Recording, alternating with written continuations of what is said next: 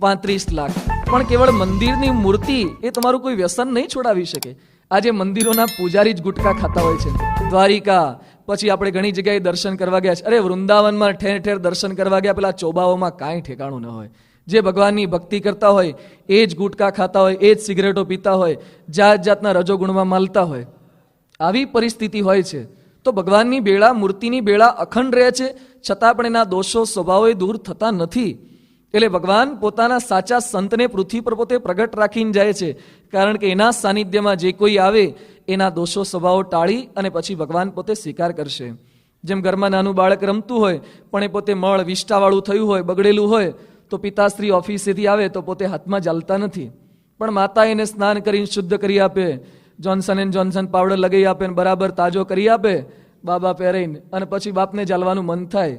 એમ આપણે બધા પણ બગડેલા છીએ દોષો સ્વભાવોથી, પણ જ્યારે આવા સંત આપણને શુદ્ધ કરી અને ભગવાનના ખોળામાં એ મૂકી આપે છે, એટલે સંત એ માતા તુલ્ય છે, એ આપણને શુદ્ધ કરતા હોય છે. એટલે શ્રીજી મહારાજે વચનાવૃતમાં કેટલા બધા વચનાવૃતમાં પ્રથમના 27, 37, મધ્ય 21, અંત્ય 26, 27 દરેકની અંદર એવા સાચા સંતની ભક્તિ કરવાની વાત કરી છે. એટલે આ શ્લોકમાં કે છે યસ્ય દેવે પરાભક્તિરી યથા દેવે તથા ગુરવ. કે રીતે ભક્તિ કરવાની? યથા દેવે તથા ગુરવ. ભક્તિ તો કરજો, પણ જે દેવી દેવમાં છે ને એવી આ ગુરુમાં રાખજો. આપણે નથી કહેતા, ઉપનિષદ શ્વેતા શ્વેતર ઉપનિષદ કે છે, એની એ જ વાતો મહારાજે વરતાલના 5મા વચનાવૃતમાં વણી લીધી. નિત્યાનંદ સ્વામીએ પ્રશ્ન પૂછ્યો કે મહારાજ, કોઈ કનિષ્ઠ ભક્ત હોય તો આ જન્મમાં ઉત્તમ થાય કે ન થાય? એ વખતે મહારાજ પોતે બોલ્યા કે ભગવાનને ઉત્તમ લક્ષણવાળા જે સંત એની અતિ પ્રેમે કરીને જો સરખી સેવા કરે, જેમ ભગવાનને અર્થે 5 રૂપિયાનો થાળ કરે તો એના ઉત્તમ ભક્તને અર્થે પણ 5 રૂપિયાનો થાળ કરે, જેમ ભગવાનની માનસી પૂજા કરે એના ભક્તની પણ માનસી પૂજા કરે, તો 100 જન્મે જે ઉત્તમ ભક્ત થવાનો હોય એ આને આ જન્મે કરીને ઉત્તમ ભક્ત થાય છે. શ્વેતા શ્વેતરમાં જે ઉપનિષદમાં વાતો વણાયેલી છે એની જ વાતો વરતાલના 5મા મહારાજ કરે છે. એના જેવા ભક્તિ કરવી એટલે, એના જેવા જાણવા એટલે, જેમ ભગવાનમાં આપણને દિવ્ય ભાવ છે એવો ગુરુહરિ પ્રમુખ સ્વામી મહારાજમાં રાખવાનો. જેમ ભગવાનને વિશે સમર્પણની ભાવના રહે છે એટલી જ સમર્પણની ભાવના એ સંતમાં રાખવાની. જેમ ભગવાનની આપણે માળા પૂજા કરીએ છીએ, જેમ ભગવાનના દર્શન કરીએ છીએ, એમ આવા સંતના દર્શન પણ કરવાના. જેમ ભગવાનની સ્મૃતિ કરીએ છીએ એમ આવા સંતની સ્મૃતિ કરવાની. જેમ ભગવાનના ચરિત્રોનું ગાન કરીએ છીએ તેમ આવા સંતના પણ ચરિત્રોનું ગાન એ કરવાનું. જેવું દેવને વિશે આપણે ભક્તિ ભાવનાથી જોડાયેલા છે એટલી જ ભક્તિ ભાવનાથી આ સંતને વિશે પણ એ જોડાવાનું છે. પણ કેવા સંત?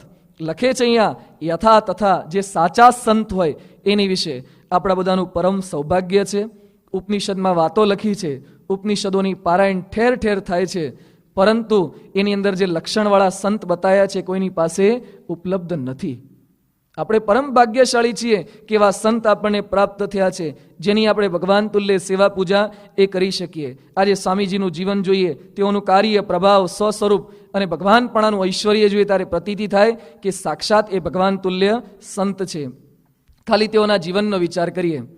સમગ્ર વિશ્વમાં ઘણા બધા ગુરુઓ છે, પણ તેઓ સીના તોલે આવી શકે? તેઓનું જીવન કેટલું નિષ્કામી, કેટલું નિષ્કલંક જીવન છે.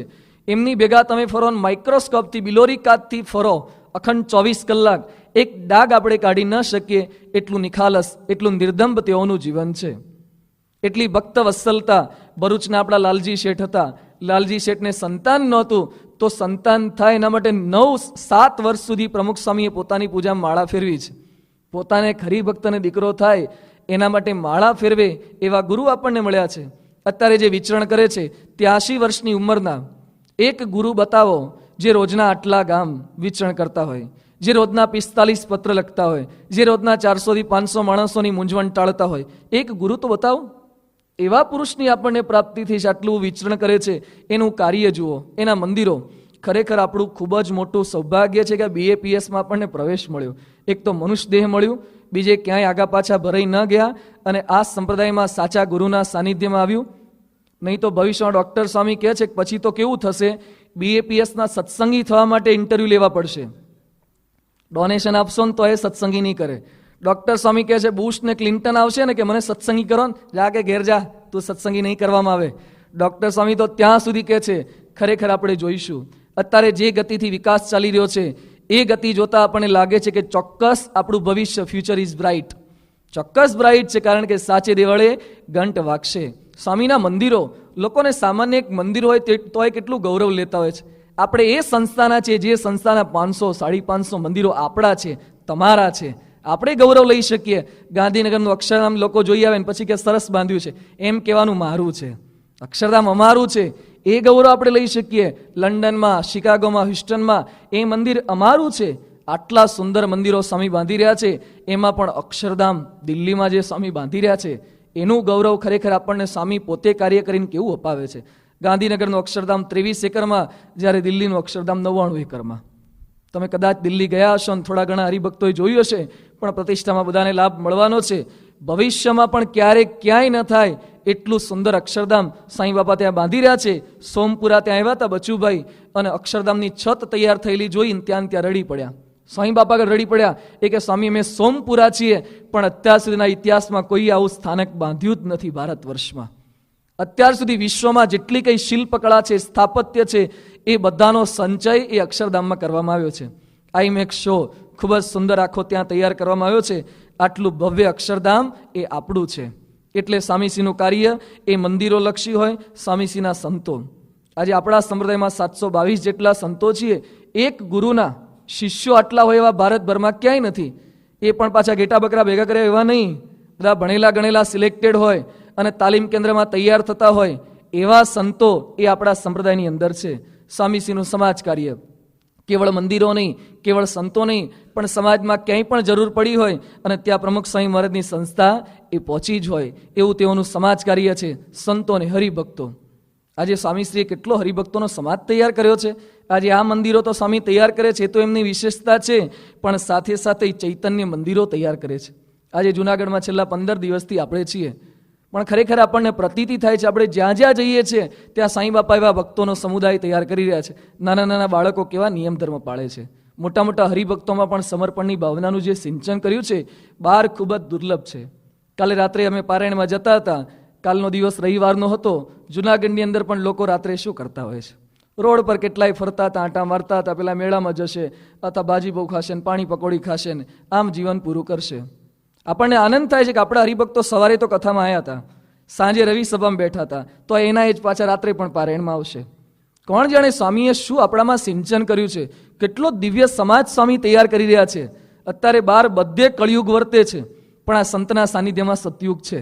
સ્વામી પોતે સારંગપુરમાં બિરાજમાન હતા અને અરશદ રાણા, આફ્રિકાના હરિભક્ત, સ્વામીએ અરશદ રાણાને પ્રશ્ન પૂછ્યો કે રાણા કુલ કેટલા યુગ છે? એ કે સ્વામી 4 યુગ છે. સ્વામી કે ગણાવો, સતયુગ, કલયુગ, દ્વાપર ને ત્રેતા. પછી અરશદ રાણાને સ્વામી બાપાએ પૂછ્યું કે અત્યારે કયો યુગ ચાલે છે? એ કે સ્વામી કળિયુગ ચાલે છે. એ વખતે સ્વામી બાપા પોતે બોલ્યા, 2 કે 3 વર્ષ પહેલાનો આ પ્રસંગ છે. સ્વામી કે રાણા ભૂલા કેમ પડ્યા? અત્યારે કળિયુગ નહીં, સતયુગ ચાલે છે. એ કે સ્વામી કળિયુગ જ ચાલે? સ્વામી બોલ્યા કે બહાર ભલે કળિયુગ ચાલતો હોય, પણ ભગવાન અને સંતના સાનિધ્યમાં સતયુગ જ ચાલે છે. બહાર ભલે લોકો વિષયમાં રાખતા હોય, પણ આ દિવ્ય સમાજ આપણે જે બધા ભેગા થયા છે સતયુગ છે. કલી મેં સાચો સતયુગ આયો, સ્વામિનારાયણ દેવ પ્રગટ ભય. બહાર તો કળિયુગ ચાલ્યા કરવાનો, હજી તો પારણામાં ઝૂલે છે. હજુ તો 5,000 વર્ષ જ થયા છે, એટલે વધારે કળિયુગ આપણને જોવાનો આપણી નજર સમક્ષ થોડો જે કંઈ જોઈશું. કળિયુગનું વર્ણન ભાગવતમાં કર્યું છે કે ગાયો બધી બકરી જેવી થઈ જશે. ગાયો નાની થતાં થતાં બકરી જેવી થઈ જશે. માણસોની હાઈટ પણ ઘટતી જશે. નહીં, મોટા મોટા હવે નાના નાના છોકરાઓની હાઈટ ઓછી થવા લાગી છે. નાની ઉંમરે બાળકોને જન્મ આપવા લાગશે સ્ત્રીઓ, અને એ તો બનવા લાગ્યું છે. આફ્રિકામાં ગયા જ વર્ષે 9 વર્ષની એક છોકરીએ માતા બની જન્મ આપ્યો હતો. એ વધવા લાગ્યું છે. કળિયુગનો પ્રભાવ એ વધવા લાગ્યો છે. હજુ તો વિચિત્રતા આવશે. હજુ તો પારણામાં ઝૂલે છે. જોજો ને કેટલા થિયેટરો વધશે ને કેટલું જાત જાતનું વધશે. બધું થશે, પણ એની અંદર આ સંતના સાનિધ્યમાં રહેશે તો એને કોઈ વાંધો આવશે નહીં. એટલે કે છે કે આ સ્વામીશ્રીએ એવા હરિભક્તોનો પણ સમુદાય તૈયાર કર્યો છે. એઓનો પ્રભાવ કેટલા બધા બહારના માણસો પર પડ્યો છે. કુરિયન જેવો માણસ કેટલો બાહોશ છે. ક્લિન્ટન ભારતમાં આવ્યા કે ક્લિન્ટનને મળવું હોય તો મારી ઓફિસમાં આવે, હું મળવા નહીં જઉં. કુરિયન આટલો પ્રભાવશાળી છે. એ કુરિયન પ્રમુખ સ્વામી મહારાજનો ઉતારો ત્યાં ઈરમા ઇન્સ્ટિટ્યૂટમાં કરવાનો હતો. સ્વામીની વ્યવસ્થા પોતે કરવા લાગ્યા. ચાદર પાથરવા જાય, સંડાસ બાથરૂમ ચેક કરવા જાય. એ કે પ્રમુખ સ્વામીને કોઈ તકલીફ ન પડવી જોઈએ. આચાર્ય ધર્મેન્દ્ર કેટલા બાહોશ છે, તેજાબી વક્તા કહેવાય છે.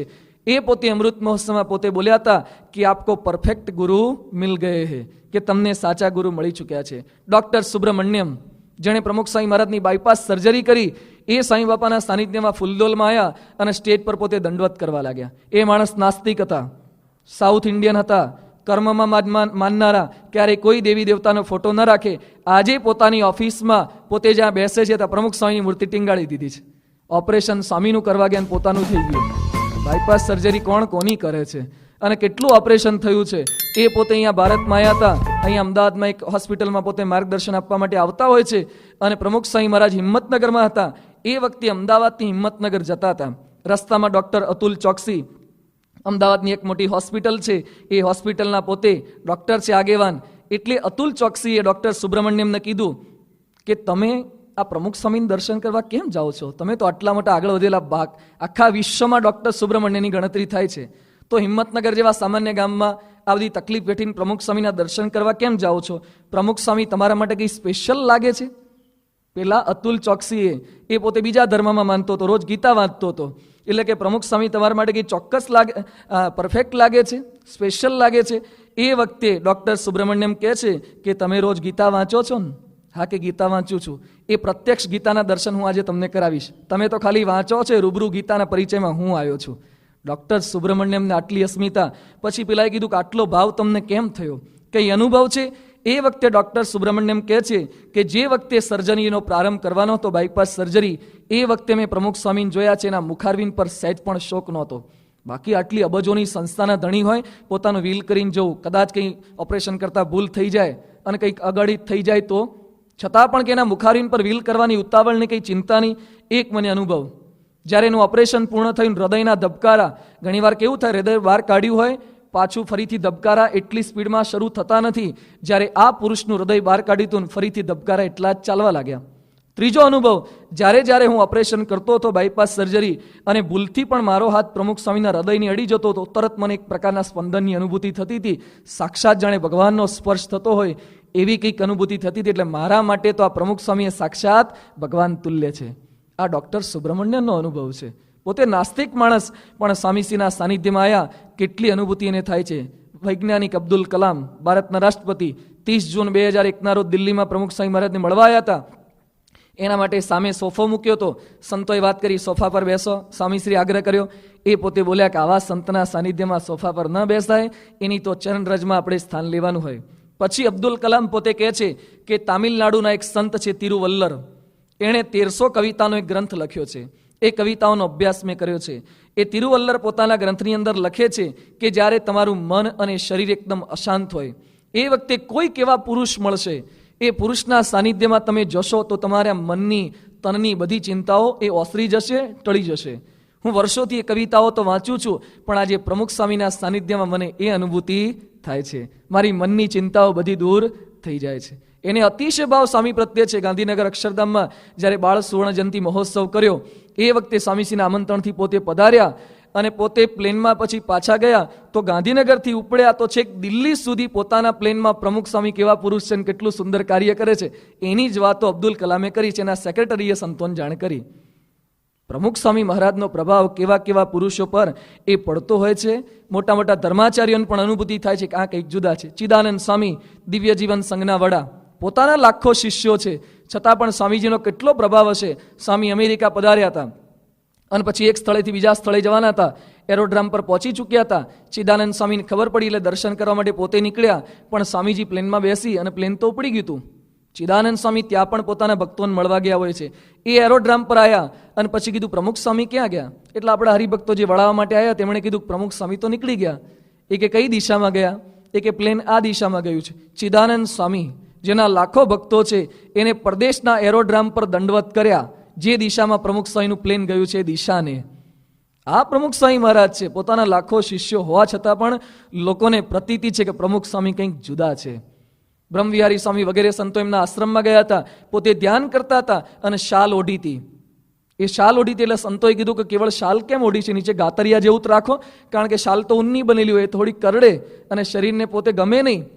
એ વખતે પોતે બોલ્યા કે આ શાલ કોની છે તમને ખબર છે? એ કે શાલ કોણે ઓઢાડી છે? એ કે આ શાલ પ્રમુખ સ્વામીએ ઓઢાડી છે. એટલે હું જ્યારે ધ્યાન કરવા બેસું ત્યારે આ શાલ ઓઢીને બેસું છું. વચ્ચે જો ગાતરિયું રાખું તો પ્રમુખ સ્વામીનો કરંટ કટ થઈ જાય, એટલે સીધો એનો સ્પર્શ મારા શરીરને કરાવું છું. આ પ્રમુખ સ્વામી મહારાજ છે. બહારના કેટલાય માંધાતા હોય એ બધાને પ્રતીતિ થાય છે કે પ્રમુખ સ્વામી મહારાજ એ કંઈક જુદા છે. પણ કેવળ આ લોકો બોલે એટલે પ્રમુખ સ્વામી મોટા થઈ જતા નથી. હા, કેવળ આના પ્રમાણોથી આપણા ગુરુ મોટા છે એમ નથી. એની સ્વયંની મોટપ છે. હું કે તમે એના વખાણ કરીએ એટલે મોટા થઈ જાય એવું નથી. એ સામાન્ય ખેતરમાં બેઠા હોય, માખો બણબણતી હોય, છતાં પણ એ સાક્ષાત અક્ષર બ્રહ્મ છે. એ મહારાજ લખી ગયા છે. એના રૂવાડે રૂવાડે અનંત કોટી બ્રહ્માંડ ફરે છે એટલે સાક્ષાત અક્ષર બ્રહ્મ છે. એની સામર્થ્ય છે, ઈશ્વરીય સામર્થ્ય એનું કેટલું છે. પ્રમુખવાણી દિન અમદાવાદમાં ઉજવાયો, વરસાદ ચાલુ થઈ ગયો. નારાયણ મુનિ સ્વામી વગેરે સંતોએ વાત કરી કે સ્વામી સમયો છે, લાખો હરિભક્તો ભેગા થવાના અને એની વચ્ચે વરસાદ પડશે, શું થશે? સ્વામી ત્યાં બ્રિજ ઉપરથી પસાર થતા ત્યારથી માળાનો પ્રારંભ કર્યો અને આશ્ચર્ય થયું. અમે બધા ત્યાં એ પ્રમુખવાણીની સભામાં હાજર હતા. અમદાવાદની અંદર એ નવરંગપુરા વિસ્તારમાં બધે વરસાદ અને સ્ટેડિયમમાં વરસાદ જ નહીં. એની આ સામર્થ્ય છે, જ્યાં ધારે ત્યાં વરસાદ વરસાવી શકે છે, વરસાદ અટકાવી શકે છે. પણ આપણને આપે ને આપણે જેમ રફે દફે ઉપયોગ કરીએ એમ કરતા નથી. જ્યારે ઘણીવાર આગ્રહ કરે છતાં પણ નહીં કરે. એને લાગશે કે જ્યાં જેટલો ઉપયોગ કરવો એ પ્રમાણે ઉપયોગ કરે છે એટલે એટલી ઐશ્વર્ય સામર્થ્ય એનામાં છે. આઈમેક્સનું શૂટિંગ કરવાનું હતું, ત્યાં પેલું નેપાળની અંદર કોઈ પ્રકારનો બરફ જ નહીં. આપણો કલ્પેશ ને બધા કીથ ને બધા ત્યાં પહોંચી ગયા છે. હવે લાખો કરોડો રૂપિયાનો ખર્ચો માથે પડે, બરફ જ નથી. નીલકંઠવણીને બરફ પર ચલાવવાના હતા. કલ્પેશે સાંઈ બાપાને ફોન કર્યો કે સ્વામી આપે તારીખ આપી એ પ્રમાણે મેં ત્યાં ગયા છે પણ બરફ જ નથી. અને જે કંઈ બરફ છે માટીવાળો ને એ બધો ધૂળવાળો થઈ ગયો છે, શૂટિંગ સારું નહીં થાય. સાંઈ બાપા પોતે બોલ્યા કે સવારે 6 વાગે નીકળજો, બરફ થઈ ગયો છે. અને સવારે 6 વાગે પ્લેન લઈને જોવા, હેલિકોપ્ટર લઈને જોવા જાય છે અને બધો જ બરફ એક સાથે વર્ષા થયેલી અને એકદમ સ્ફટિક સમો બરફ હતો. સારામાં સારું શૂટિંગ આઈમેક્સમાં આવ્યું, આપણે બધા જોઈશું. એ સ્વામીની તાકાત છે. અને કીથને બધાને અનુભૂતિ થઈ ગઈ. સેટ પણ તકલીફ પડે એટલે કે તમારા નેચર ડિપાર્ટમેન્ટને બોલાવો ને, શું કહેતા? તમારા નેચર ડિપાર્ટમેન્ટને બોલાવો. નેચર એટલે તમારો કુદરતી ડિપાર્ટમેન્ટ છે, એને કોણ કે સેટિંગ કરી આપે. ત્યાં મોઢેરામાં શૂટિંગ કરવાનું હતું અને એકદમ વાદળા આવી ગયા. શૂટિંગ સૂર્યપ્રકાશનું કરવાનું હતું, વાદળા આવી ગયા. વાદળા ખસે નહીં. એ વખતે કીથે કીધું તમારા સ્વામીને વાત કરો અને સાંઈ બાપાને કીધું સાંઈ વાદળા નળે. સ્વામી કે ક્યાં વાદળા નળે છે? વાદળા તો હમણાં જતા રહેશે. સંતો બધા ત્યાં ગયા, તરત વાદળા ખસી ગયા અને શૂટિંગ સારામાં સારું થયું. ગાંધીનગર અક્ષરધામમાં આરતી ઉતારતા એ શૂટિંગ કરવાનું હતું, એમાં વાદળાની જરૂર પડી પાછી. એક વખત વાદળા કાઢવા પડે છે અને એક વખત વાદળા જોઈએ છે. એટલે પેલો જે વિડીયોગ્રાફર હતો એને કલ્પેશને વાત કરી કે તમારા નેચર ડિપાર્ટમેન્ટને વાત કરો કે વાદળું જોઈએ છે. સૂર્યાસ્ત સમય એક સરસ વાદળું આવી જાય તો આપણો કેમેરામાં શૂટિંગ સારામાં સારું થાય. બાપાને વાત કરી, સ્વામી કે વાદળું આવી જશે, કે ભગવાનનું કાર્ય ચાલે છે, ભગવાન થોડા વિઘ્નરૂપ થશે. અને કોણ જાણે એક પણ વાદળું નહોતું, વાદળું ત્યાં ગોઠવાઈ ગયું. આ એની સામર્થ્ય છે. છતાં પણ એ નિર્માની પણ એ વર્તે છે. છતાં પણ ક્યારેય અહંકાર કરતા નથી. એવા પુરુષ આપણને પ્રાપ્ત થયા છે. સ્વ સ્વરૂપે સાક્ષાત પોતે ભગવાનના સ્વરૂપમાં મસ્ત છે. ભગવાનનું સ્વરૂપ છે. ભગવાન એની અંદર સાંગોપાંગ રહેલા છે. ભગવાન એ પોતે બની અને અહંકાર કરતા નથી. પણ જેમ આપણે ગંગાજળનું પૂજન કરવાનું હોય તો ચાંદલા કોને કરીએ છીએ? ચાંદલા લોટીને કરીએ છીએ. પણ લોટી શું અગત્યની છે? લોટી તો તાંબાની કે પિત્તળની બનેલી હશે, પણ એની અંદર ગંગા જળ ભરેલું છે એટલે ગંગા જળને તો ચાંદલા કરી ન શકાય. એની અંદર ભરાયેલું છે એને જ ચાંદલા કરવા પડે. એમ સ્વામીશ્રીની અંદર સાંગોપાંગ એ ભગવાન રહેલા છે. આપણામાં પણ ભગવાન છે, પણ ભગવાન સિવાયનું બીજું ઘણું બધું ભર્યું છે. પણ એમનામાં ભગવાન સિવાય બીજું કંઈ જ નથી. જેમ ફુગ્ગામાં હવા સિવાય બીજું કંઈ જ ન હોય, એમ એનામાં ભગવાન સિવાય બીજું કંઈ જ નથી. એવા પુરુષની પ્રાપ્તિ આપણને થઈ છે. એટલે કે સાક્ષાત ભગવાન એના અંગો અંગમાં રહેલા છે. દેવો અવતારો બધા એનામાં આવીને વાસ કરે છે. ભગવતસિંહ કરીને પંજાબના એક વ્યક્તિ, એ પોતે ભગવાનની શોધ કરવા નીકળ્યા. 1972ની સાલમાં પોતે ભાલકા તીર્થ સોમનાથની બાજુમાં એક શિવજીનું દેરું છે, ત્યાં પોતે પધાર્યા. શિવજીની તપશ્ચર્યા કરી. સવારે 3 વાગે ઉઠે અને બીલીપત્ર ચડાવે. વર્ષો સુધી તપશ્ચર્યા કરી. શિવજી પ્રસન્ન થયા. એ કે મારું કલ્યાણ થાય એવું કરો. એ કે કલ્યાણ આપવાનું અમારા હાથમાં નથી. કે કલ્યાણ જોઈતું હોય તો અત્યારે ભગવાનના અખંડ ધારક સંત એ પ્રમુખ સ્વામી છે એની પાસે ગઢડા જા. એ ભગવતસિંહ પોતે ગઢપુરમાં આવ્યા. ગઢપુરમાં ત્યાં રહ્યા. આપણા મંદિરમાં કચરા પોતા કરવાની નાનામાં નાની સેવા કરતા. એ પંજાબનો એક ઉદ્યોગપતિ હતો. છતાં પણ ભગવાન મેળવવા માટે નીકળ્યા હતા અને છેલ્લે 1986માં આપણા ગઢડા મંદિરમાં પોતે ધામમાં ગયા. એને પ્રતીતિ આવી કે શિવજીએ મને આની ઓળખાણ કરાઈ. ડાકોરના રણછોડરાયજીએ પણ ખુશાલ કાકાની ઓળખ કરાઈ હતી. આવા કેટલા ભક્તો છે. આપણા બીજા એક દુવારણના હરિભક્ત છે જીસી પટેલ, ગાયત્રીના ચુસ્ત ઉપાસક. કેટલા 1 કરોડ તો ગાયત્રી મંત્રનો જપ કર્યો તો એક બેઠકે બેઠા બેઠા. એને પણ એ માતાજીએ કંઈક પરિચય કરાવ્યો કે કલ્યાણ જોઈતું તો આ પુરુષ પાસે જા. એ અત્યારે આપણા નિરીક્ષક કે આગળના કાર્યકર છે. દેવો અવતારો પણ બધા પરિચય કરાવે છે કે કલ્યાણ જોઈતું હોય તો આવા સાચા સંતની અંદર પ્રગટ રહેલા છે, એની ભક્તિ કરવાની છે. એટલે આપણને જે પુરુષ મળ્યા છે લોકોને કહેવાથી મોટા થઈ જતા નથી. અત્યારે કેવું લોકોના અન્ય સંપ્રદાયમાં ચાલે છે, અત્યારે પ્રમુખ સ્વામી મહારાજની આટલી મોટપ જોવે, એની આટલી પૂજા થતી જોઈએ, એટલે સ્વામિનારાયણ સંપ્રદાયમાં પણ ઘણા બધાને લાગ્યું કે પ્રમુખ સ્વામીની પૂજા થાય છે તો આપણે પૂજાતા રહી જઈશું. એટલે પહેલાં ના પાડતા હતા કે વ્યક્તિ પૂજા ન કરવી જોઈએ, સંતની પૂજા ન કરવી જોઈએ, એ બધાએ પણ ફોટા આપવાની શરૂઆત કરી દીધી. લોકો શું કરે છે, આપણા પ્રકાશનો જેવા મેં નિરખ્યા રે આ બધા પ્રકાશનો લાવે છે, આપણી કેસેટો જુએ, એમાં પ્રમુખ સ્વામી કેમ વર્તે છે, પ્રમુખ સ્વામીની પરાભક્તિ કેવી છે, પછી અનુકરણ કરી અને એવી પરાભક્તિ પોતાનામાં બતાવે, પછી પોતાના જીવન ચરિત્ર લખાઈને એની અંદર બતાવે કે આવી પરાભક્તિ તમારા ગુરુમાં પણ છે. પણ અનુકરણ, પ્રમુખ સ્વામી ક્યારેય કોઈનું અનુકરણ નથી કરતા. એ સાક્ષાત અક્ષર બ્રહ્મ છે. એવા પુરુષની આપણે પ્રાપ્તિ થઈ તો કરવાનું શું? યથા દેવે તથા ગુરુ. આ શ્લોકમાં પાછો બીજો વિવેક આપણને શીખવે છે કે ભગવાનને ભૂલીને ગુરુની ભક્તિ નથી કરવાની. આપણા સંપ્રદાયની વિશેષતા આ છે કે અક્ષર અને પુરુષોત્તમ, સ્વામી અને નારાયણ, ભક્ત અને ભગવાન બંનેની ભક્તિ આપણે કરીએ છીએ. આપણે પ્રમુખ સ્વામી દ્વારા ભગવાન સુધી પહોંચવાનું છે. એટલે સ્વામીશ્રી પણ પોતે આપણને અવારનવાર જાણપણું આપે છે કે ભગવાનને ભૂલીને આપણી કોઈ જ કિંમત નથી. ગુણાતીતાનંદ સ્વામી તો કહે છે કે ભગવાનને ભૂલીને કોઈ મને ભગવાન કહેશે તો ગધેડો લેખાશે. એટલે એ લોકો ક્યારેય ભગવાન થયા નથી, પણ હંમેશા ભગવાનના દાસ બનીને વર્ત્યા છે. એનો લાભ બતાવતા કહે છે, તસ્ય તે કથિતા હિ અર્થાઃ પ્રકાશંતે મહાત્મનઃ. આવી જો આપણે ભક્તિ કરીશું, એવા સંતના સાનિધ્યમાં જઈશું તો ફળ શું પ્રાપ્ત થશે? ઉપનિષદના જે અર્થો છે, જે જ્ઞાન છે, એ આપણને સિદ્ધ થશે. બધા જ અર્થો એની સ્વરૂપમાં એની સમક્ષ એ પ્રકાશિત થશે. પ્રકાશિત થશે એટલે આત્મજ્ઞાન થશે, પરમાત્મ જ્ઞાન થશે, ધર્મ જ્ઞાન વૈરાગ્ય ભક્તિ આદિ ગુણો એ આપણી અંદર આવશે. ગુરુદેવ મેરો ઘાટ દૂસરો બનાયો હે. આવા ગુરુ પ્રમુખ સ્વામી જેવા સંત એ આપણું ઘડતર કરી અને આપણો ઘાટ બદલી નાખશે. આપણને મનુષ્યમાંથી એ દિવ્ય ભક્ત એ બનાવી શકશે. આજે સદગુરુ સંતો સામે જોઈએ આપણને પ્રતીતિ થાય છે કે સ્વામી એ લોકોનું સ્વરૂપ એ બદલી નાખ્યું છે. સદગુરુ સંતો અમૃત મહોત્સવમાં બધા બોલ્યા હતા. બાલમુકુંદ સ્વામી પોતે બોલે છે, એક એવો અનુભવ થાય છે કે પ્રમુખ સ્વામીના સાનિધ્યમાં અખંડ સુખની અનુભૂતિ થાય છે અને મનમાં એમ રહ્યા કરે છે કે એમના સાનિધ્યમાં જ આખું આ પૂરું કરવું છે. એ પણ કેટલા ચમત્કાર નિષ્ઠ છે. એ પોતે ઘણીવાર આશીર્વાદ આપણ ઘણા દીકરા દીકરીને જન્મ થાય છે. આવા બાલમુકુંદ સ્વામી ચમત્કારી છે, છતાં પણ એ પણ સ્વામી બાપાના સાનિધ્યમાં દાસ બનીને વર્તે છે. મહંત સ્વામી કહે છે કે સ્વામીને જોઈએ છે ત્યારે પ્રતીતિ થાય છે કે ભગવાનનું સ્વરૂપ પૃથ્વી પર પ્રગટ છે. ડૉક્ટર સ્વામી કહે છે કે એમની પાસે ભગવાન છે એવી મને અખંડ પ્રતીતિ થાય છે. કોઠારી સ્વામી કહે છે કે સ્વામીશ્રી એ જીવનું સમૂળગું રૂપાંતર કરી શકે છે. અને ત્યાગ વલ્લભ સ્વામી લખે છે કે મને એટલી તૃપ્તિ થઈ ગઈ છે, સ્વામીશ્રીએ મારી લાયકાત કરતાં પણ મને વધારે આપી દીધું છે. હવે મારે કાંઈ મેળવવાનું, કાંઈ પામવાનું કાંઈ જ બાકી રહ્યું નથી. આપણા ખાલી સદગુરુ સંતોને જોવો ને, એવા એક પુરુષ બહાર તમે ન શોધી શકો. કેટલું નિષ્કામી, કેટલું નિષ્કલંક જીવન. ત્યાગ વલ્લભ સ્વામી જેવાના દર્શન કરો ને આપણું અંતર ઠરી જાય. એકદમ નિખાલસ જીવન. એવા પુરુષોનું નિર્માણ આ ગુરુ કરી શકે છે. બધા જ અર્થો ઉપનિષદમાં જે લખ્યા હોય, આવા સંત પ્રગટ થાય તો આપણી સમક્ષ એ અર્થો પ્રગટ કરી આપે છે. પણ કોને પ્રગટ કરી આપે? તસ્ય હિ મહાત્મનઃ. જેવા તેવાની સમક્ષ પોતે પ્રગટ કરતા નથી, પણ જે મહાન આત્મા છે એને આ બધો લાભ થતો હોય છે. હવે મહાન આત્મા એટલે શું? આત્મા તો બધા મહાન જ છે ને. Each and every solve is potentially divine. બધા દિવ્ય છે, પણ મહાન આત્મા એટલે શું? તો જે આત્મા એ મહાપુરુષના યોગમાં આવ્યો છે એવા મહાત્મા.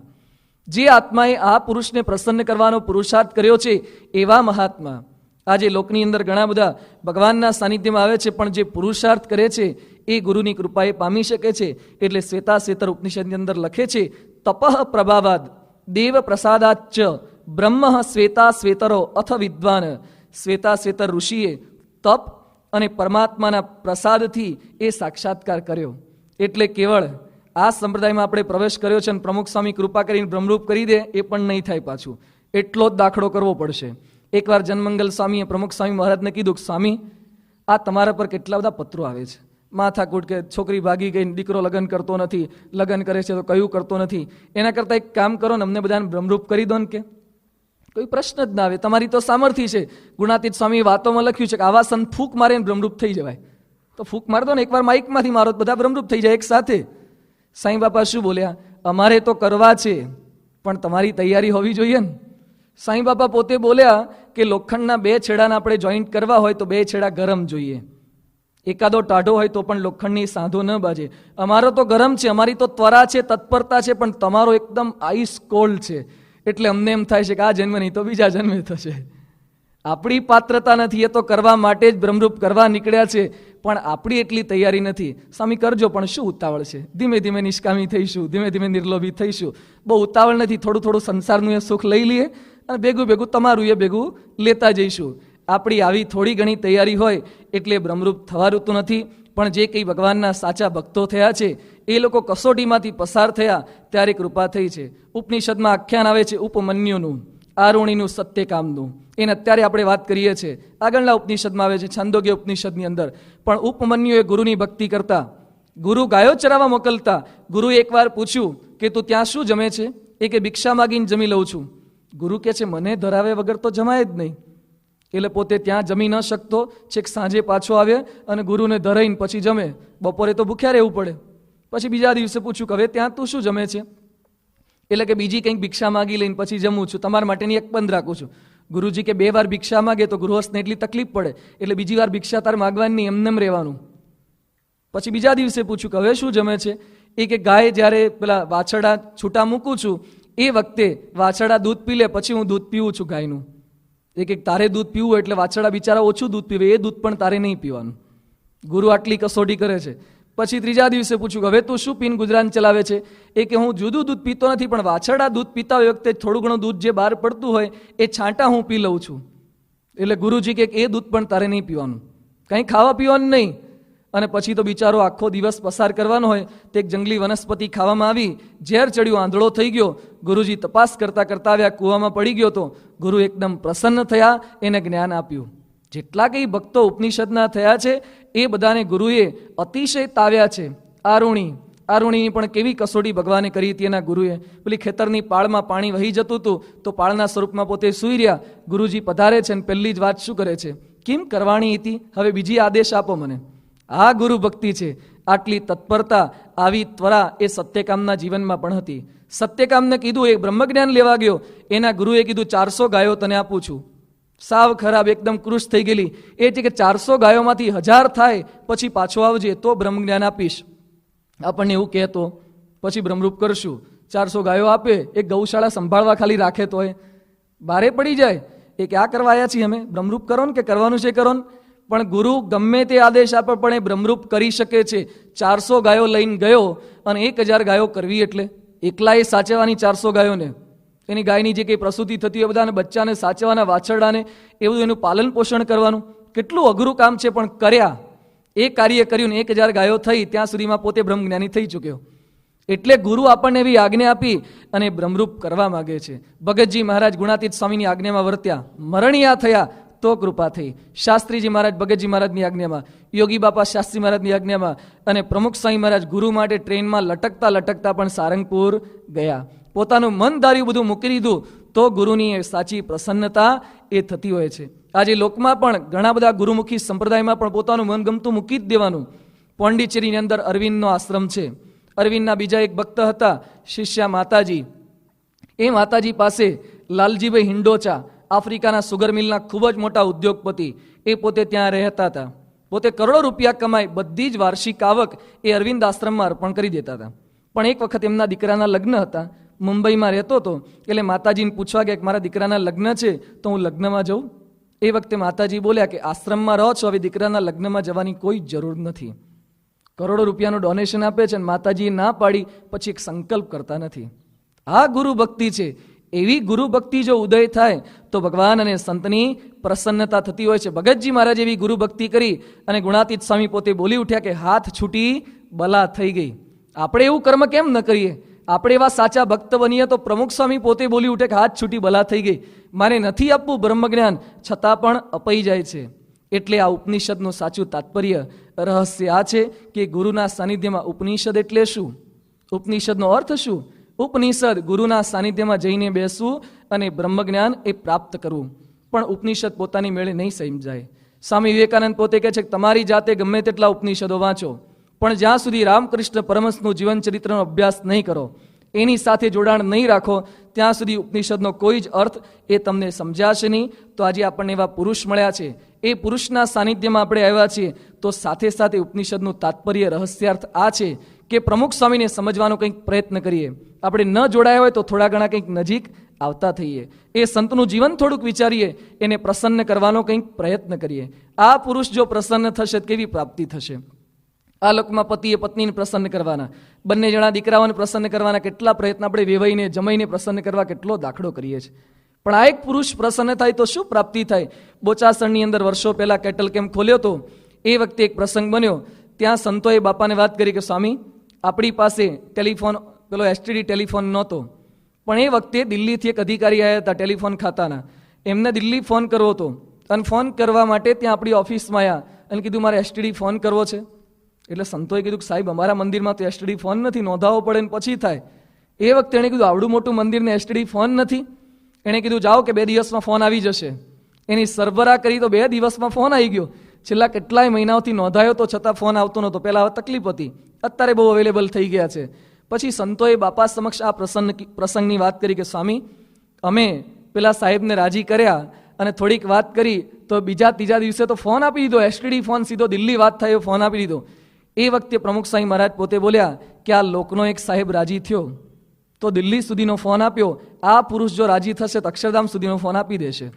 આ પ્રસન્નતા છે. અક્ષરધામનો ફોન નહીં, અક્ષરધામમાં બેસાડી દેશે એટલી એની સામર્થ્ય છે. પણ એની ભક્તિ કરવી પડે, એને પ્રસન્ન કરવા પડે. કેવળ વાતો સાંભળવાથી ન થાય. વાતો પાછી ભૂલી નથી જવાની. આપણે ઉપનિષદમાં જોયા હતા, શ્રુતમ મે મા પ્રહાસી, આ મેં ભૂલી ન જઈએ. 14-15 દિવસ સુધી જે આપણે સાંભળ્યું છે એને યાદ રાખવાનો થોડોક પુરુષાર્થ કરીએ. આ વાતો કાચા ચણા જેવી છે એટલે ચોક્કસ ઉગશે તો ખરી જ. અને અહીંયા આ તો જુનાગઢની જમીન છે. ગુણાતીતાનંદ સ્વામીએ જેમાં ખેડ કરી છે એવી ફળદ્રુપ જમીન આપની બધાની છે. એટલે મેં જે કંઈ વાતો કરી છે ફોગટ તો જશે જ નહીં.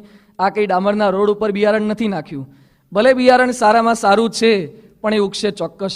શરૂઆતમાં નહીં લાગે પણ ચોક્કસ એકાદો શબ્દ પણ આપણા કાનમાં પડ્યો છે. અક્ષર પુરુષોત્તમનો શબ્દ જેના કાને પડ્યો છે એ ચોક્કસ એ ઉગે જ છે. પણ એનું જતન થોડુંક કરવું પડશે. જેમ ખેડૂત બિયારણ તો નાખી દે, પછી કીટકો થકી, જંતુ થકી, વર્ષા ઋતુ થકી થોડું ઘણું કંઈક જતન કરે છે. એમાં શબ્દોને આપણે આગળ વધારવા માટે કંઈક જતન કરીએ.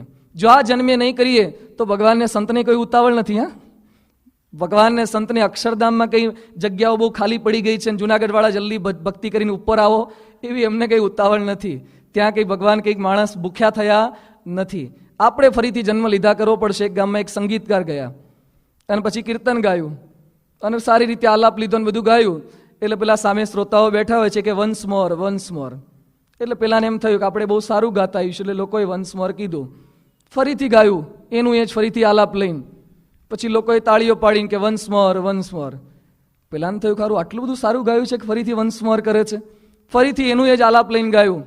એટલે લોકો કે વન્સ મોર. એ કે મારી પાસે બીજા ઘણા કીર્તન છે, કેમ એકનું એક તમે મને ગવડાવો છો? એટલે લોકો શું બોલ્યા, જ્યાં સુધી આ સરખું નહીં ગાઓ ત્યાં સુધી ફરીથી વન્સ મોર કર્યા જ કરીશું. પહેલા આ સરખું ગાઓ પછી વન્સ મોર બંધ કરશો. ઘણી વાર વન્સ મોર આના માટે કે એમ જ્યાં સુધી આપણે સરખું ભજન નહીં કરીએ, બ્રહ્મરૂપ નહીં થઈએ ત્યાં સુધી અક્ષરધામમાંથી ભગવાન સ્વામિનારાયણ અને લોકમાંથી પ્રમુખ સ્વામી કહે છે વન્સ મોર, વન્સ મોર. એટલે શું?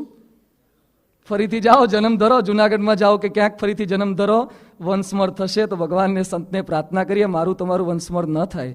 આ તેલના આટલા ભાવ, આ મોંઘવારી, આમાં વંશમોર કરવા જેવું લાગે છે?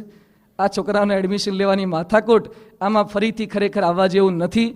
તો ઉપનિષદનું સાચું તાત્પર્ય આ છે. તો ભગવાન અને સંતના સાનિધ્યમાં આપણે એટલી જ પ્રાર્થના કરીએ કે ઉપનિષદો એ તો ભારત વર્ષની અમૂલ્ય ધરોહર છે. ઉપનિષદમાં આત્મજ્ઞાન અને પરમાત્મ જ્ઞાન ખૂબ જ સુંદર રીતે પીરસ્યું છે. પણ સાથે સાથે આપણા માટે પરમ સૌભાગ્ય છે કે ઉપનિષદના અર્થ આપણી સમક્ષ પ્રગટ થાય, એ ઉપનિષદના અર્થ આપણને સમજાય એવા એક પુરુષ મળ્યા છે. તો પરમ પૂજ્ય પ્રમુખ સ્વામી મહારાજના ચરણોમાં પ્રાર્થના કરીએ કે આટલા દિવસ પર્યંત આપણે જે કંઈ સાંભળ્યું છે આપનો બધાનો પણ ખૂબ ખૂબ આભાર કે 8 વાગે બધા વહેલા આવી જતા અને એકાગ્રતાથી આપણે જે કંઈ શ્રવણ કર્યું છે. ખૂબ જ કથા વાર્તાનો ઈશક હોય તો આ થઈ શકે છે. બાકી લોકોનો દિવસ અને લોકોનો દૈનિક ક્રમ શેમાં વીતતો હોય છે? આપણને આ થોડી ઘણી કંઈ વાત સમજાઈ છે તો આપણે આ ભક્તિ શ્રવણ આદિ કરી અને ભગવાનને પ્રસન્ન કરવાનો પ્રયત્ન કરીએ છીએ. તો વિશેષ આ ઉપનિષદમાં જે કંઈ વાતો છે એ વાતો સર્વપ્રથમ મારા જીવનમાં દ્રઢ થાય, ત્યાર પછી આપ બધાના જીવનમાં દ્રઢ થાય અને આપણે બધા એક સાથે અક્ષર અને પુરુષોત્તમનું જ્ઞાન દ્રઢ કરી અને અક્ષરધામના અધિકારી બની શકીએ. એ જ એમના ચરણોમાં પ્રાર્થના. શ્રી સ્વામિનારાયણ ભગવાન. સ્વામી નારાયણ નારાયણ નારાયણ.